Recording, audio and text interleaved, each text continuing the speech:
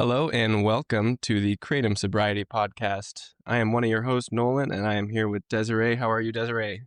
Good. I'm doing great. I'm doing good. We have a special episode coming up. This is episode 129, and we are interviewing Jonathan Stea, and he wrote the book Mind the Science, and he has clinical experience training kratom addiction. So it's going to be a fascinating interview. I know that Charlie was excited for this one. So we're excited to hear from Jonathan and what he has to say. Also, a little note on last Wednesday's episode, the software that we use to record, edit, and upload these interviews does have AI tools. Charlie sends out his apologies for the quality of the recording of last Wednesday's interview, but uploaded another version. So if you're curious about learning more about Mark's story, go ahead and check out that interview again.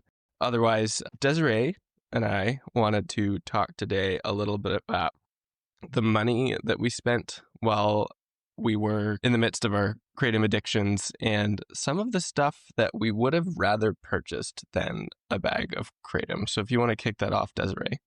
This topic is a good one because it's relatable for all of us, right? It's something that we all know the amount of money that we've spent on this substance. So when we get sober, I remember like the first week that I had got clean when I was able to get out of the house. I remember just feeling this immense, what's the word to describe it? Freedom to just purchase. If I wanted to buy a pair of shoes or if I wanted to buy my kids something, like it was so freeing. And I say that word a lot because in all areas, right, it's very like freeing. And I didn't have to worry about, oh, I have to save this much or this much. Another thing too was I remember I went to the dentist and I had to get my teeth fixed and I had to do this a long time ago, but I finally did it. And I remember walking in there and it cost me, I spent like $400 on my teeth overall. I had work done. And I was like, man, that's the best $400 I spent in so long. Like I didn't have to worry about like saving anything. I could spend it mostly on my kids. And as sad as it sounds, like that was one thing that was not prioritized what they needed. They had what they need, but it was always just what they need. And so now, like yesterday, I went out to Ross and I bought them toys and just little things like that. Like it's nice to be able to do that now. That's really sweet. And I know that my expenditure aren't maybe as noble as yours. Like, for example, I buy nice toilet paper now, which is more than two ply. And I have to say to Yeah. the listeners out there that have never experienced any ply greater than two ply, you are missing out on a whole world of comfort. But that's a really good point you make, is that when we give up our kratom addictions, we pivot into being able to spend whatever you may have been spending. For some people, especially the kratom cavatonic users, they're spending, I've heard reports of people spending over $10,000 a year on these bottles alone, which is an amazing figure. So when we give it up, I notice personally that I can go out to eat.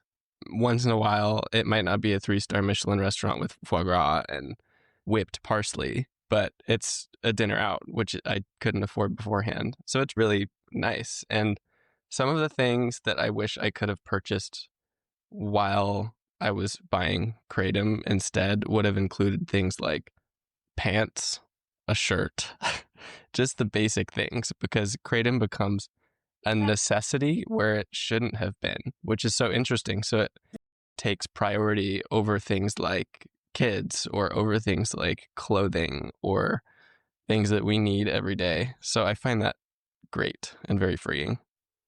Exactly. Totally get that. I remember going to Dollar Tree and it's like I can only spend this much at Dollar Tree. It's just it feels good to be able to even as simple as toilet paper necessities for our Yeah, we've That's talked about true. toilet paper more than I'd planned on us talking about toilet paper today. Definitely. Yeah, thank you for joining me, Desiree. Any Yeah. notes you have or anything? Yeah, I did want to read the just for today, if that's okay. Absolutely. All right, let's read it. All right, so this is the just for today through the NA literature. Sometimes we could just use this as a universal tool because sometimes it says NA, but we can really just replace that for any sobriety community that we are in. So it says the full message. There is a special feeling for addicts when they discover that there are other people who share their difficulties, past and present. The wealth of our recovery is too good to keep to ourselves. Some of us believe that when we talk in meetings, we should remember the newcomer and always try to carry a positive message. But sometimes the most positive message we can carry is that we are going through difficult times in our recovery and are staying clean in spite of them. Yes, it's gratifying to send out a strong message of hope to our new members. After all, no one likes a whiner, but distressing things happen, and life on life terms can send shockwaves even through the recovery of long time members. If we are equipped with the tools of the program, we can walk through such turmoil and stay clean to tell the tale. Recovery doesn't happen all at once, it's an ongoing process, sometimes a struggle. But just for today, I will honestly share both the good times and the difficult times in my recovery. I will remember that my experience in walking through adversity may benefit another member. That was Yeah. wonderful. Yeah. I like to read those, but sometimes if we're not in the NA community, but it's a universal thing, we can always replace it. Yeah, maybe next time we could read another one. That sounds good to me. Let's definitely do that. Anyway, to all of our listeners out there, thank you so much for tuning in. Stay strong as always. Thank you, Desiree, for talking with me today, and Yeah. enjoy our interview with Jonathan. Yeah. Goodbye. Bye.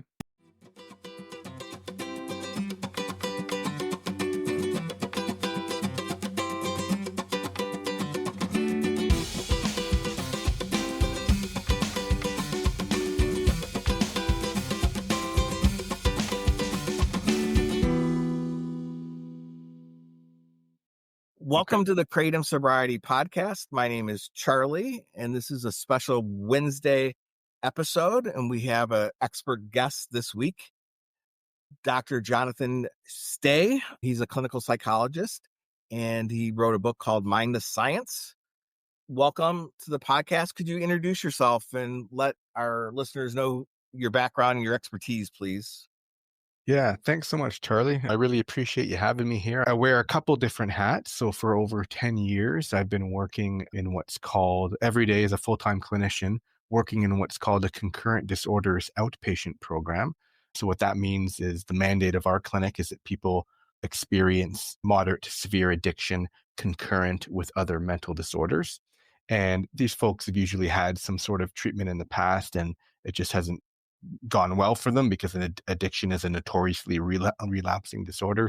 I work on a very fantastic interdisciplinary team as part of in a hospital setting at this outpatient clinic. So I'm not the only psychologist. We have other psychologists and social workers and addiction medicine physicians and psychiatrists and nurses, and we had an occupational therapist, social workers, etc. So what we do is basically individual therapy, group therapy, case management, so pharmacotherapy as well, and try to connect people to other kind of resources in the community and just use the whole gamut of evidence-based treatments that we have. So that's one role that I have, where I also get to supervise students and residents along the way, which is really rewarding. I also have an academic appointment as an adjunct assistant professor at the University of Calgary, where I get to dip my toes into some research endeavors. And on the side of my desk, like you mentioned, I also take to science communication. So for the past, I'd say six or so years, I've been battling in the trenches of social media, which is a gong show in and of itself, trying to help combat mental health related misinformation and pseudoscience. And after doing that for about 6 years or so, I just used all of the lessons that I've learned along the way. And it culminated into this book that I recently wrote and published called Mind the Science, which really tries to help people take their own mental health into their own hands by trying to help navigate the craziness of our popular media, social media, and even our healthcare institutions themselves, and really trying to help people protect themselves against mental health misinformation and pseudoscience. Yes, and that's how I first met you, was on Twitter, seeing you in the trenches countering some of those messages. Any other broad summary about your book that you haven't touched on yet before we get into the interview? My book is written for a general audience, a lay audience, and so it's not like it's not an academic book. I'm really trying to reach as many people as I can by teaching about things like how to identify and spot pseudoscience and how to avoid it, warning about the perils of the wellness industry and the alternative medicine community, which is where a lot of mental health misinformation and pseudoscience derive, as well as warning and helping people learn about the anti-psychiatry movement, because that's another layer to this, to mental health misinformation and pseudoscience. So yeah, it's written for a large audience, and I'm just trying to help people, again, protect themselves from all of the mental health scams that exist everywhere, from Instagram influencers to even psychologists and just alternative medicine practitioners who are really trying to exploit people's mental health. They're trying to exploit people financially and emotionally. Not necessarily that they're trying to do that. Like, I don't think it's intentional. I just think that in many cases, people become married to a kind of ideology, a pseudoscientific ideology, and that drives their behavior. And unfortunately, when people promote and sell pseudoscience, that can be very harmful on many different levels. And so I also lay out in the book the harms associated with pseudoscience. Could you explain three concepts that are, I think, core to your book: pseudoscience, misinformation, and disinformation? Could you give us some basic definitions of those?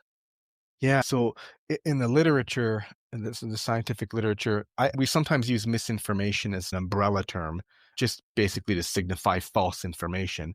But it can be further divided into the idea that misinformation is not necessarily intentional. It's just maybe unintentional posting of information that's just false on social media, or just people making claims that are just wrong from a scientific perspective and from a health perspective. Disinformation is the idea that there's the intentional spreading of misinformation. So they're doing it for nefarious reasons, often financially motivated, or maybe they're just trying to promote their own brand or even their ideology. And in that way, I consider disinformation essentially propaganda, where you're essentially spreading lies with the idea of trying to cajole audiences or to dupe people into buying into your beliefs and perhaps even your treatments, if that's what people are selling. Pseudoscience is a very complex term, and it's hard to do it justice. Short, it's a hijacked, failed attempt at science, but that definition doesn't quite capture its complexity. The question of how to define pseudoscience has really been an ongoing battle in the history and philosophy of science for a very long time. And that question is actually called the demarcation problem. It asks, where do we demarcate or draw the line between science and pseudoscience? And yeah, philosophers of science have been wrestling with this idea. To simplify it for listeners and for readers in my book, I think that a really useful way to identify and to think about pseudoscience is to think about it as a cluster of warning signs, or a constellation of warning signs, such that science and pseudoscience don't just differ in kind. It's more of a dimensional approach, or essentially trying to determine pseudoscience becomes a probabilistic endeavor, meaning the more warning signs that we see and the more warning signs that we hear, the more likelihood it is that we've unearthed something pseudoscientific. And so in my book, I outline 9 of these scientific warning signs. So things like elevating anecdotal evidence to support someone's claims, or making claims that are completely divorced from the broader scientific literature. For example, promoting homeopathy, which is a ridiculously absurd pseudoscientific treatment that essentially says something like, if you take an active ingredient and dilute it in water to the point that not a single molecule is left in that solution, that the water somehow remembers the molecules, which is just an absurd claim. And And that stuff, homeopathy is a $1 billion industry in the US alone. And these remedies are promoted for all sorts of health conditions. And it's just absurd. So, anyways, that's another pseudoscientific warning sign. And there's many. Another one is using sciencey sounding language to sell treatments and claims. So, if someone says that homeopathy works or whatever treatment that they have works due to quantum physics and quantum and changing the intercellular devices within the neurons in your brain. Like what I just said means nothing. It just sounds sciencey, but it Yeah. really means nothing. And that's just another kind of pseudoscientific warning sign. So there's many of these. And I encourage people, or I really want people to get to know them and to memorize them if they can, because once they see them, they'll be able to better spot pseudoscience and avoid its harm. Thank you for that. We don't want to be spreading misinformation or rely on pseudoscience. How can we as a podcasting team act in a ethical manner?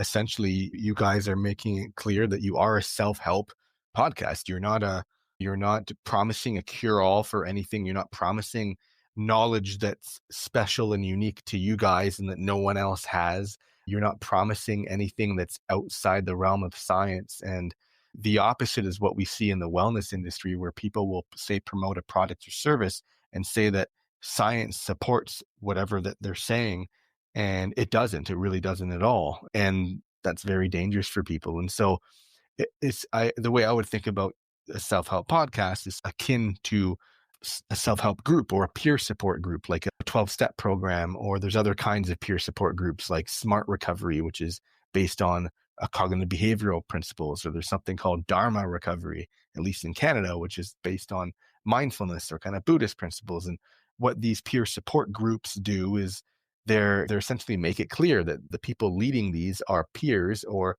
people that have gone through the problem, and they're here to help validate people and to share the experience, the lived experiences that people go through, and to offer their firsthand perspective of what's helped them. And they're not making claims that they're health professionals and that they have all of the answers.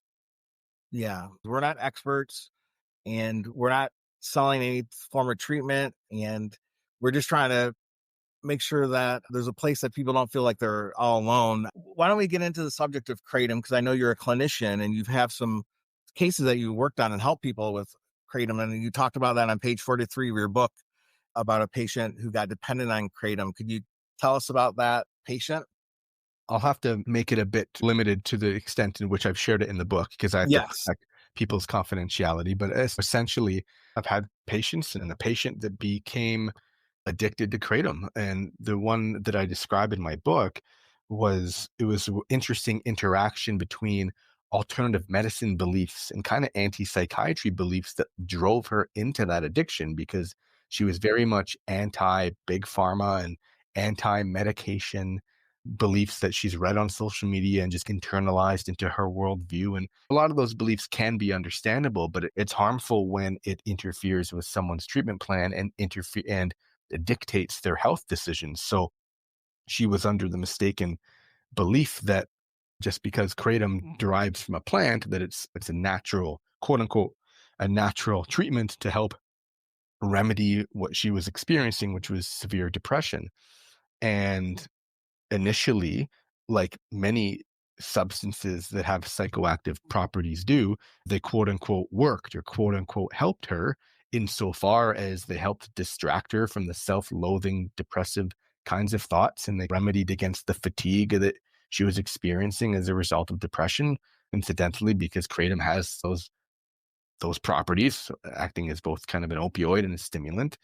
And unfortunately, though, it took on a life of its own, as is the case in addiction. And so she noticed that her tolerance was increasing. She noticed withdrawal symptoms. And so she would have to take more and more of the kratom to achieve the desired effects. She started to experience a sense of loss of control over her use. And it was starting to interfere with her responsibilities, her relationships. And before you know it, she was using a ungodly amount of this stuff, which in Canada she was ordering online because to my understanding, it's still illegal to sell here. And eventually she overdosed. And yeah, it was really awful. And she had to have her boyfriend use Narcan or naloxone to reverse the opioid or reduce the kratom overdose. And it was a terrible experience for her, and it really shook her up. And she started to have a lot of shame and guilt around that. And she felt very stupid, which she told me, those are her words, because she realized that just because it's a plant and a quote unquote natural substance doesn't mean that you can't be addicted to it or that it's somehow not harmful.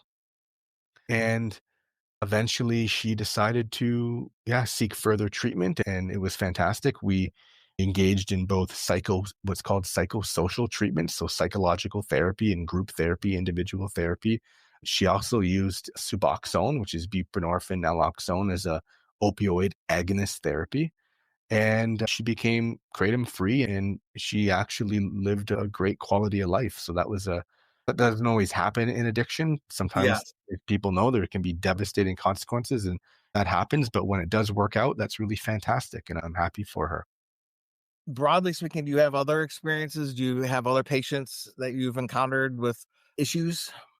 I would say hers was probably the first that I saw as primary addiction, but I have seen it in other cases, but it's more often that I've seen it in the context of polysubstance use disorder. So it's not just kratom, but they are using kratom, but they're also using other opioids and other just substances, alcohol, cannabis, and whether it's cocaine or methamphetamine as well.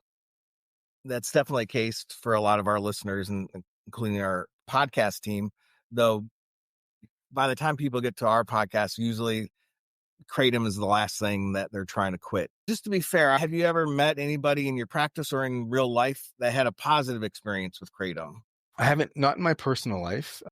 Clinically, I would say no, and that's probably because I'm a biased sample. Our Yes. clinic is for people who experience severe concurrent addiction and mental health disorder. So again, like many substances, people will claim that it, again, quote unquote, helps them, but what they really mean is something like that it helps numb their emotional pain or helps them escape or distract themselves from various trauma or uncomfortable mental health concerns that they're experiencing. But then as people come to realize ultimately that's not a helpful thing in therapy, and that it often makes those mental health concerns even worse.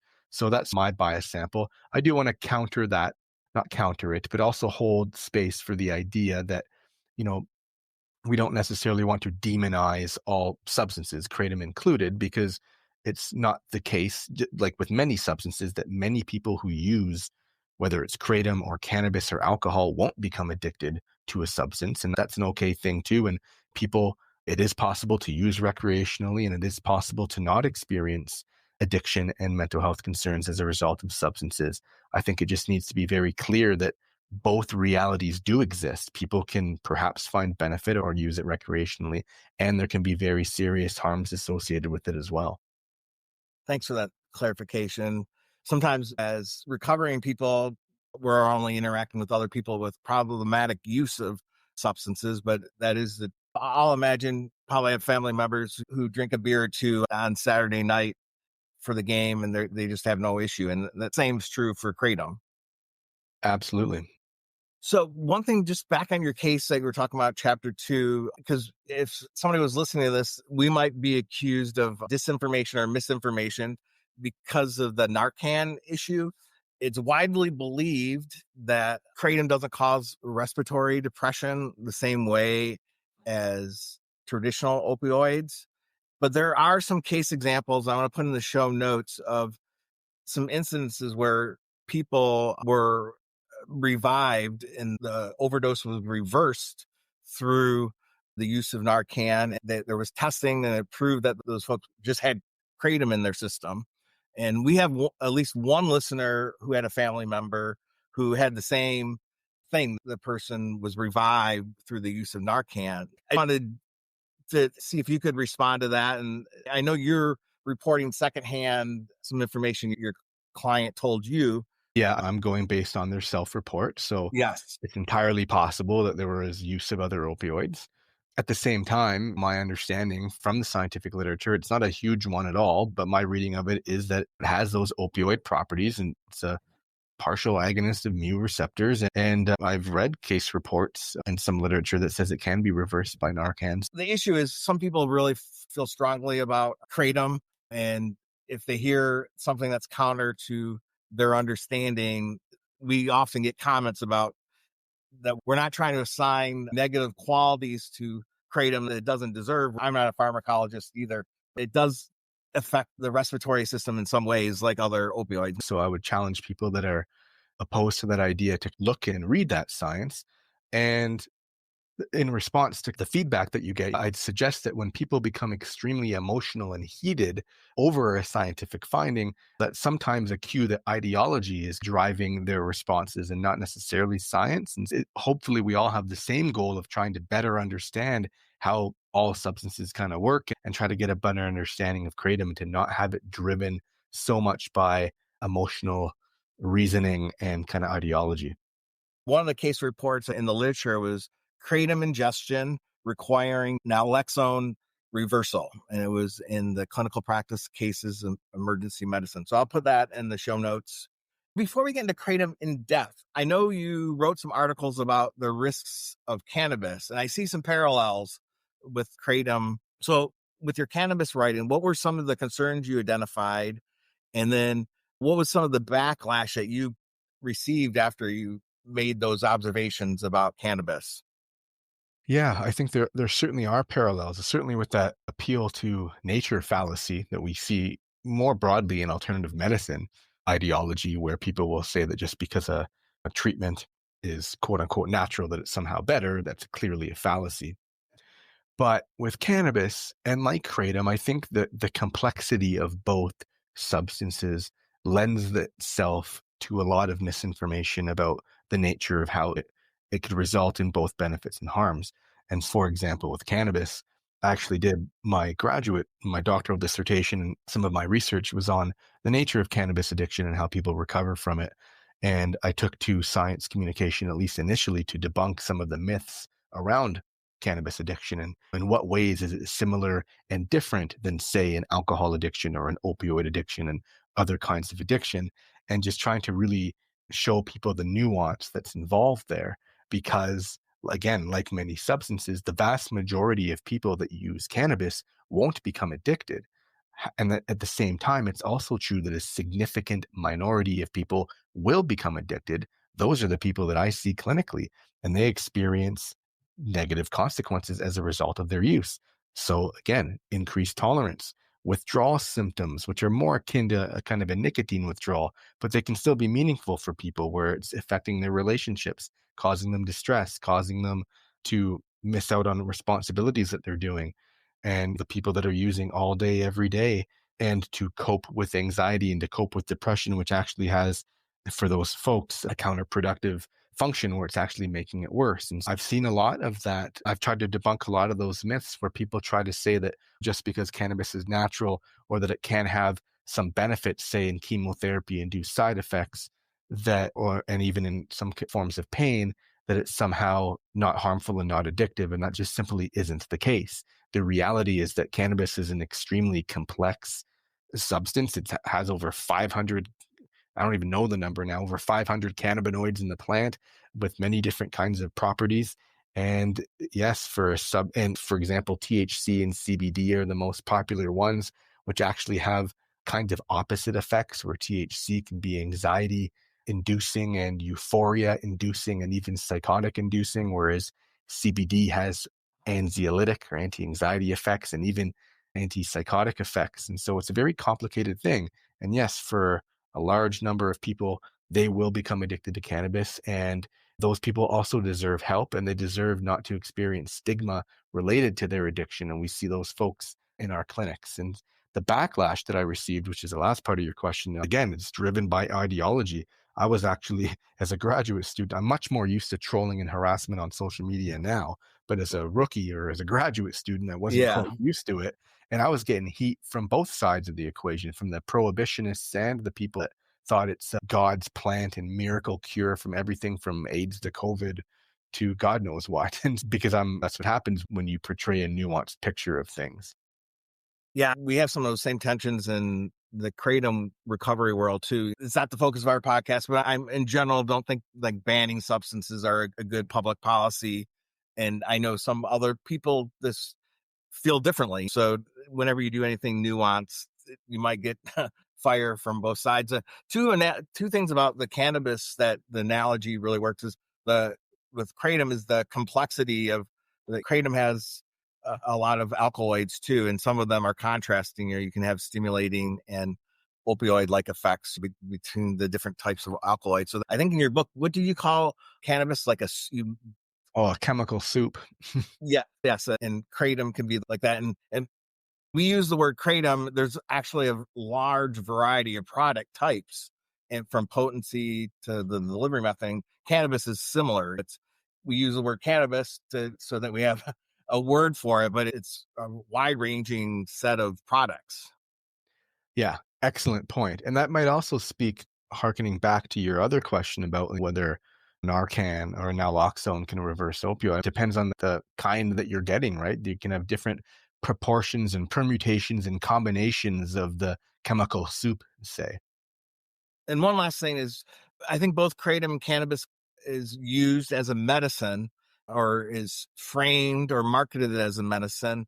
And I think that some of the people that use it in that way have the reaction to us where we have experienced it as an addictive thing, like the opposite of medicine. I think that is one of the clashes that the different customer bases the different users have. We're not saying that it erases people who had experience that it was medicine and it helped them, but both truths can happen at the same time. Absolutely. I like to call that the dialectic. We treat that sometimes, or we use that idea in what's called dialectical behavior therapy, which is a treatment for many kinds of different mental health concerns. And basically, the lesson is it's just a caution against black and white thinking or all and none thinking. And that reality is much more complex and that we can hold multiple truths simultaneously. This brings us to some core beliefs of, I call it pro-kratom populism or pro-kratom partisanship. It's all natural. We're in the pocket of big pharma, or we are just an FDA shill. In your book, you encountered those things a lot too. Absolutely. I think that's part of what I tried to help people identify is the alternative medicine narrative or the alternative medicine ideology. So I try to make it clear in the book that alternative medicine is not just a set of unsupported treatments or a set of pseudoscientific treatments, but rather it's an entire ideology or a narrative with its own tropes, which are repeated ideas or phrases or themes. And it has its own fallacies, again, to cajole audiences, and its old propaganda tactics. And it has a very long history. And so when people say something like cannabis is alternative medicine, I'd say no, because it depends how it's marketed. It's not necessarily the treatment per se. It's how these things are used to what alternative medicine ideology does is it tries to sow distrust in mainstream healthcare by saying things like tropes. Mainstream healthcare gets it all wrong. They're in the pocket of big pharma. They only, quote, mask the symptoms. They don't treat the underlying root cause. And then, of course, when you dig deeper into these things, the root cause that these alternative medicine grifters say are proposing is a pseudoscientific or false root cause, like trying to unbalance the energy blockages that you might have using energy healing, or trying to treat a diet deficiency that really doesn't exist by trying to sell you a diet protocol or a supplement. And so, yeah, I can see it's not about kratom. The treatment is how it's marketed. And I think that people that if they're trying to sell kratom from the perspective that people against it are in the pocket of big pharma or that it's all natural, that's a very unserious way of doing it. And it's frankly ideologically driven based on this alternative medicine ideology, because we know, for example, that saying something that is all natural, again, that's the appeal to nature fallacy. Poison ivy happens to also be natural. It doesn't mean that it's good. And the fact that I've been accused of being a big pharma shill probably 3 times today on Twitter, let alone over the last 5 years. And incidentally, I'm a clinical psychologist. I don't have a license to prescribe any medications at all. It doesn't matter to people who launch these personal attacks. I want to talk about a study that we recently discovered. A lot of our listeners had a bad experience with this one particular product that's on the market in the United States, and it combines kava and kratom, and it's these little blue bottles. That company recently paid for a study last year in 2024, an academic paper that essentially asserted their product is safe by testing human consumption over 6 days at relatively low doses compared to the amounts of people report taking many of our guests who became addicted to this product. And so all five of the authors reported having a financial ties to the company, and either as a third party contractor or they work for the company. So any feedback, and do you have any parallels from some of your research in looking at the wellness industry? Yeah, I think the way that you're describing that study is certainly a case of it depends how it's used, but it's certainly bad science at minimum because Yeah. it's trying to generalize claims to an audience or a group of people that you can't generalize based on the methodology of the study. You said low dose and they're trying to exaggerate those claims. It certainly sounds like there's conflicts of interest at play. So it sounds like bot science. And yeah, that doesn't sound like it sounds like a classic case of bad science. And I think the extent to which it's wielded by the people who use it. So for example, if people are trying to sell Kratom and they market their materials or put on their websites that study saying, look, it's not addictive and here's my testimonials for people that say that it works to help treat their depression or their post-traumatic stress disorder or whatever it might be. Now you're getting into pseudoscience territory, again, back to those 9 warning signs that I want people to imagine. And then there's other warning signs like reversing the burden of proof. So if they're saying it's not addictive, prove to me that it isn't addictive. That's another kind of hallmark of pseudoscience because we have ample evidence that it is, both scientifically and clinically. Yeah, it sounds like a terrible study that you've outlined and the reason for it is that it serves a function of trying to support pseudoscientific ideas and they're not trivial. That can cause a lot of harm for people that end up believing the claims derived from that study.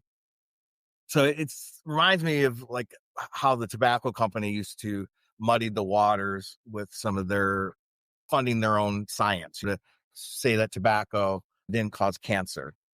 Kratom is banned in Canada. How do people get Kratom in your country? And is there any push to regulate it and make it more accessible? That's a really interesting question. And I'm not a Kratom expert, so I don't know. All I know is the knowledge that I've received from my patients. So I know that they Okay. do order it online.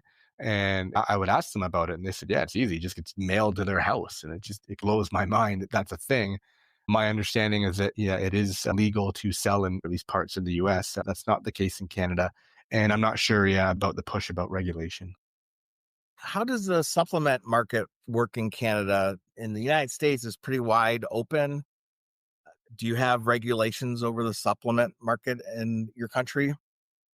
Again, no, like it's very similar in that these supplements are largely unregulated for safety and effectiveness of treatments. And that's a very dangerous thing when these things are marketed towards health conditions. And I think some might get away with disclaimer that these aren't medical products, but that's not, but they're very much marketed as such. Okay. What do you think about the debate of whether to call kratom an opioid? I try to refer to it as a natural atypical opioid. On one hand, it's only a partial agonist. It has stimulating, it affects your serotonin, and it has some other alkaloid compounds in it that do other things. It doesn't cause classic respiratory depression to the same degree as other opioids. And there is a lot of opioid phobia and maybe some hysteria. So I can understand not wanting to call it an opioid. But on the other hand, if we don't call it that, then that leads to masking or misinforming people about the tolerance and dependence and withdrawal that it typically produces and the addiction risks posed by it. So what do you think about this? Yeah, I think to me, it seems that that debate is interestingly, in my view, I think it falls victim again to ideology. I think it's very similar to the cannabis debate. Is it medicine or is it poison? And I think that the debate is used to fuel ideology coming from both sides. I think that it's much more fruitful to adopt an idea where there is complexity and that we don't need to pigeonhole kratom or even cannabis into any particular category that we want to do, because it's hard to carve nature at its joint, so to speak. I think it's much better to what we mentioned before, go back to that idea of a dialectic and to just acknowledge the complexity of it, the complexity of the substance. And so I do like your description of it as an atypical natural substance. So I think that's great. I think it's better to be transparent and forthright about what these properties are. And again, and to present a balanced perspective about everything that it is. And that's the best way to categorize it, rather than trying to pigeonhole it into a category that neglects an important aspect of what it is. Yeah, and it gets tied. Opioids have stricter regulations, and so I understand the not wanting to associate it with that. And it is, you just have to take the time to, it's a complex issue, and there's a bunch of caveats and nuances to it. My motivation or my bias is that so many of our listeners just report feeling surprised by it. Like they take it and they're just thought it'd be an experience like drinking coffee or a tea. But then they just have this really profound tolerance and dependence on it, and a drug-like experience. And that gets to my next question is, there is, especially among the pro kratom crowd, this big push to talk about kratom addiction as like it's a mass hallucination, like it's a nocebo effect, that like we're all exaggerating. And I don't like the overuse of this word, like gaslighting. I think that's overused, but at times we feel like that when we're just constantly told over and over again that kratom isn't addictive, and we just have to listen to our own experiences. And we have 100 interviews now. Is there any dynamics like that in the larger alternative medicine world, and the things that you talk about in your book? Yeah, I would liken it again back to that parallel with cannabis addiction, because in part that's what drove my initial science communication work, because I was helping patients clinically who experienced cannabis addiction, and they felt that internalized stigma because people would tell them, "Well, how the hell can you get addicted to a plant and it's cannabis? And what are you talking about? It's just a joint." And it would be very invalidating to their experience, and they would be very, quite frankly, confused by it. And then even feeling, yeah, they are crazy. And am I addicted to it? And is this real? And so they would really question themselves. And so that really did motivate me to, again, do science communication and try to bust some of those myths, to describe the idea that yes, cannabis addiction is real, just like kratom addiction is real. It doesn't mean that the vast majority of people who use it will develop an addiction, but to say that it doesn't exist and to write it off as a mass delusion, I think that's, again, driven by ideology. And it's also not true when you look to the science and the clinical reality. One just follow up. Yeah, I think the thing that upsets myself the most is when I think there's some victim blaming, or not that we're victims here, but it's all user error. And even the kratom lobbyist is fond of saying that any form of disordered kratom use it's a form of self harm.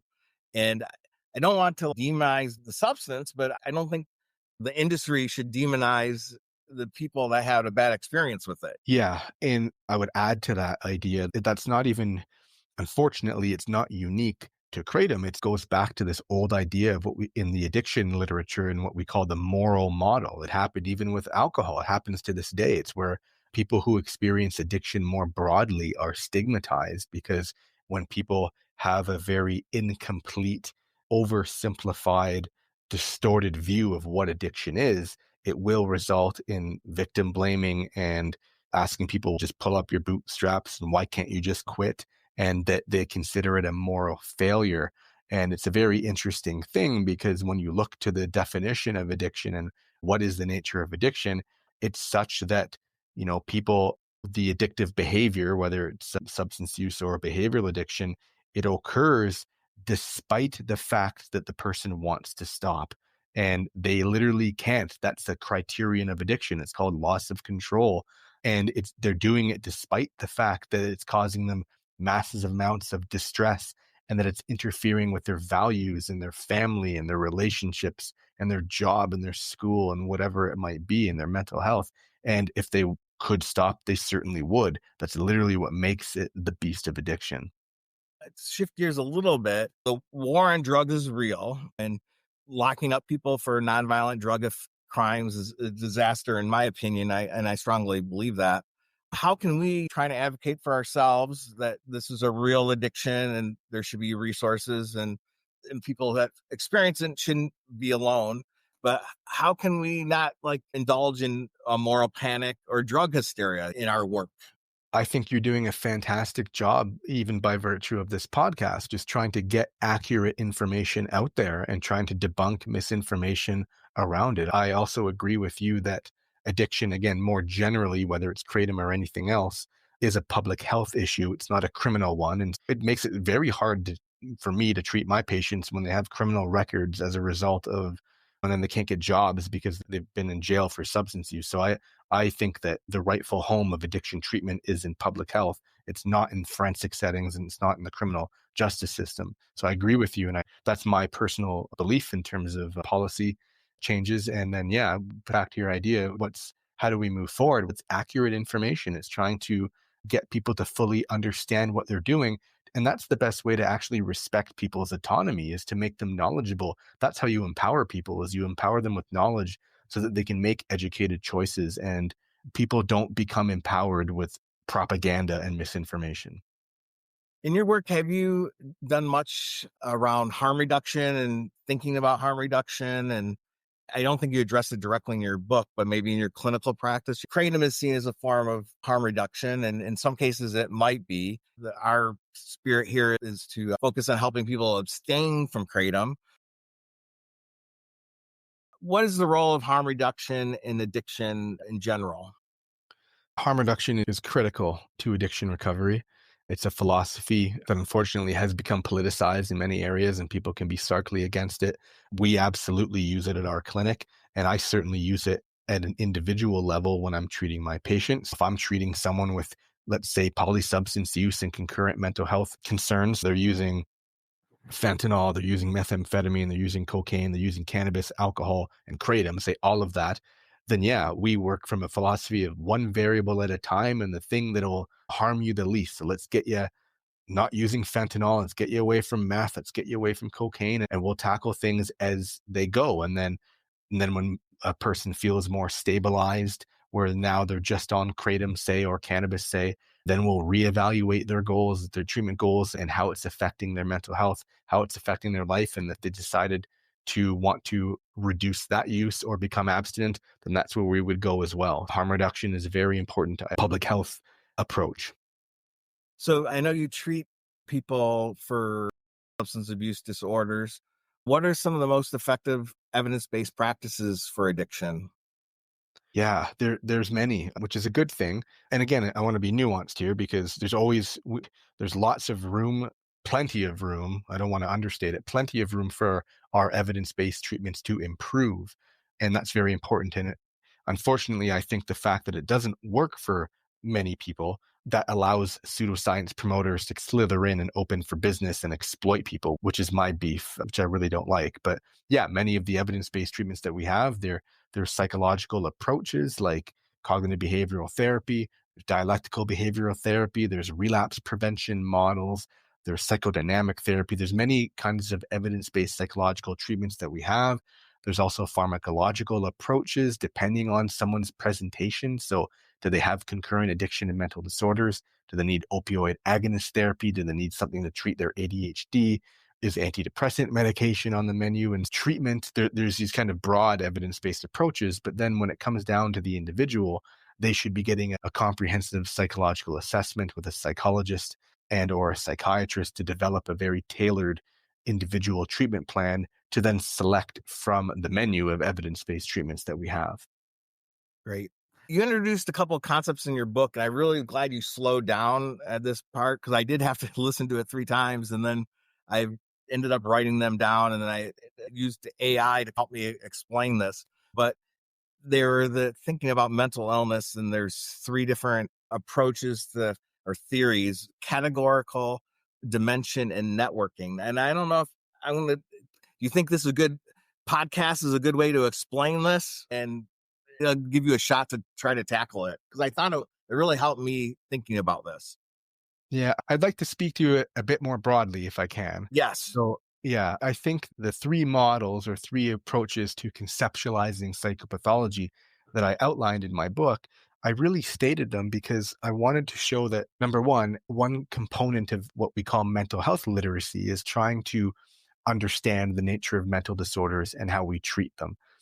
And then I wanted to basically highlight those models, which are very complex, and they're supposed to be complex because I just wanted to show how scientists and clinical psychologists or researchers are essentially in their labs every day trying to push our theories of psychopathology and our theories of mental disorders forward to try to, again, more accurately carve nature at its joints, so to speak, if we can.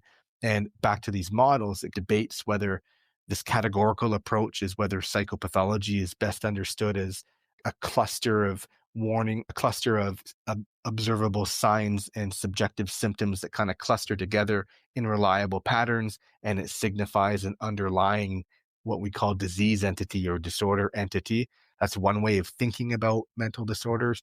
There's another called dimensional approaches, which think about you can think of dimensions like you're either you're a little bit extroverted or you're very extroverted, or maybe you're a bit neurotic or you're very neurotic, or you're a bit conscientious or you're very conscientious. We have these various kind of dimensions to our personality, say, and the way in which we score on these various dimensions, they could signify if it's pathological and underlying kind of mental disorder. And that's one way of thinking about it. And then there's something even more complicated called a network analysis or a network model, which basically says that the interaction between various symptoms is the disorder itself. All that to say, these things are complicated. I've sat on a master's and doctoral dissertation committees with students and faculty who are trying to wrap their head around these ideas. And again, it's supposed to be complex. Psychopathology and mental disorders aren't easy. But what I wanted to show was that it's good that we have researchers slaving away in the labs trying to understand this stuff. And the fact that it's complicated also doesn't mean that we don't know anything about it.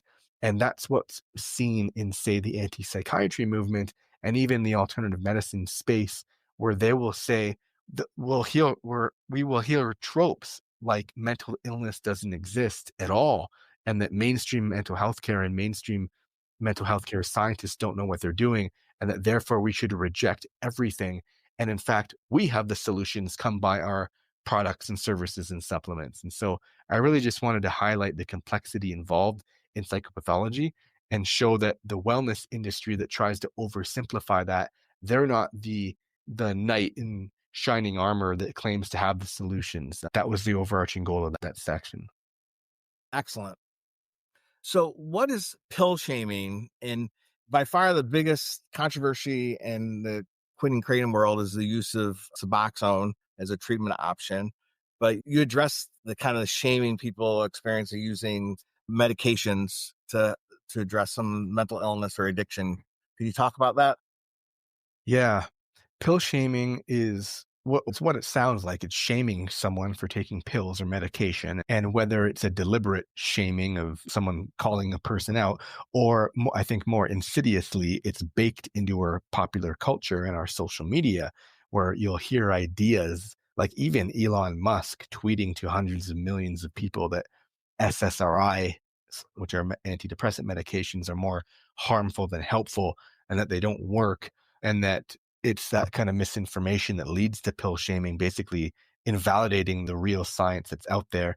And in the alternative medicine world, we'll hear things again like natural treatments are better than synthetic or chemical ones. And therefore, what we're doing is wrong when we're trying to help someone who experiences depression or anxiety or PTSD or even an opioid use disorder with Suboxone to use medication, that there's somehow something wrong with them or that it needs fixing and that it's a shameful practice. And I think we know from the literature that when people feel that internalized stigma, that's bad, for lack of a better word. That leads to leads to deterred treatment seeking. It leads to people not wanting to take medication and to feel bad about themselves for doing it. And that can worsen their mental health conditions or concerns that they're experiencing. And so it's a very horrible thing. And so part of, again, mental health literacy is trying to destigmatize mental disorders and trying to destigmatize treatments such as opioid agonist therapies.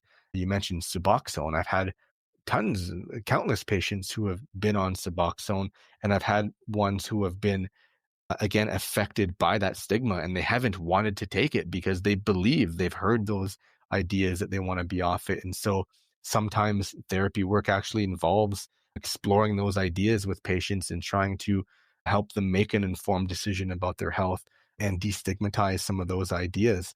From a harm reduction perspective, Suboxone and opioid agonist therapy in general, the science is very clear. That's a first line evidence based treatment for opioid use disorder, and it prevents people from dying, to be frank. And those are people's loved ones and friends and family members. And F the pill shaming, for lack of a better term, it really does bother me because, again, it can lead to death and to worsen mental health concerns. And it's also just scientifically wrong. And so when we hear pill shaming and that Suboxone is synthetic and natural treatments are better than chemical ones, et cetera, I think that is, again, it's back to ideology, and it's about morals, and it's about values. And when that stuff dictates people's health decisions, that's a very dangerous thing. Yeah. And our listeners, they'll hear things. You're just trading one addiction for another if you take Suboxone, and this is in the recovery world, that living medication free is superior, all the way to the other side where, using Suboxone to treat a kratom addiction is using crack to treat a caffeine addiction, because some people want to position kratom as a natural Suboxone, but it really creates barriers to an effective treatment. For some people, it's been, from our listeners, it's really helped people. Absolutely. Some of our listeners are parts of 12-step programs, and we want to support that. But you raised some concerns about that model in your book. Could you just briefly touch on that? Yeah, I just tried to point to some of the nuance involved in peer support programs and 12-step programs. Reality, again, is that 12-step programs, at least from a clinical perspective, I recommend them to my patients, and I say they work absolutely fantastic for many people.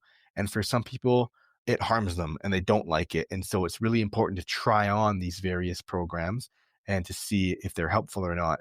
I think that one of the ways in which 12-step programs can be harmful is when they take a very militant approach, and patients will tell me this as well, where it becomes cultish, for example, and they have an overemphasis on that philosophy of abstinence to the detriment of other evidence-based treatments. For example, they won't allow, say, stimulant medication for ADHD, or even, say, Suboxone or opioid agonist therapies for someone who's experiencing opioid use disorder. And so I think when a 12-step program takes such a militant stance on the nature of addiction and how it should be treated, I think that's a very harmful thing.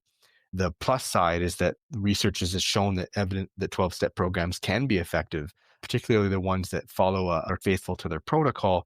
And when you look at the research literature, it really does show that it's the power of the group that's I would call the active ingredient of change, which means that's kind of the most helpful thing, is when people can go to a group with others who share in their lived experience, and they can feel validated and heard, and they can feel accountable to their own recovery, and they have somewhere to go. That stuff is a very critical component to addiction recovery. And so when I'm recommending peer support groups for my patients, I will often tell them, I want you to seek peer support services from somewhere. I don't really care with respect to the model, whether it's a 12-step program or a smart recovery model, which is more cognitive behavioral therapy based, or whether it's a more Dharma recovery based, which is more mindfulness Buddhist. I don't care. What I really want you to do is get that power of the group and get that accountability, because addiction is a very heavy burden to carry alone. Yeah. And that's our philosophy. It's not 12 steps or the highway. There's all sorts of other models, smart, Dharma, celebration. The power is in the group. Other treatments that people who quit kratom might turn to, and just broadly talk about how to be science literate about this and evaluating these treatment options. People will try home detoxes and cleanses, psychedelics, supplements, cold plunges. How can we be smart about trying any of these in our quest to get off Kratom. That's in part why I wrote my book, because the world of mental health care, the world of addiction recovery is very much what I call caveat emptor, which means buyer beware. It's the Wild West. People are trying to sell you everything and anything to treat all kinds of mental health concerns and addiction. And I think it's very important at the end of the day to seek bona fide health professionals, psychologists, social workers, physicians, psychiatrists, addiction medicine physicians, etc. I'd be very wary of wellness gurus or influencers or even alternative medicine practitioners. I think even more dangerous is those bona fide health professions like physicians that brand themselves under various pseudoscientific guises, such as integrative medicine or functional medicine. I don't empathize with patients and consumers to navigate this space because it is very difficult. That's why I wrote my book. And so I would encourage people, again, to try to get to know those pseudoscientific warning signs and those alternative medicine tropes and those anti-psychiatry tropes that I write about in my book, because I think that can be very protective against false and misleading claims about how to best treat their addiction or mental health concerns. Okay. We try to lighten things up at the end. And if money was no issue, was there anywhere in the world you'd like to travel to? Travel. I love traveling. It's one of the most favorite things I do with my wife. I've been to Tokyo and I love it, and Barcelona and Paris. Love all of those places. You know what I would say to answer your question, though, maybe to put a downer on things. I'm from Canada, and we also love traveling to the US, and that's something that we can't bring ourselves to do right now, unfortunately, because we don't support the current administration.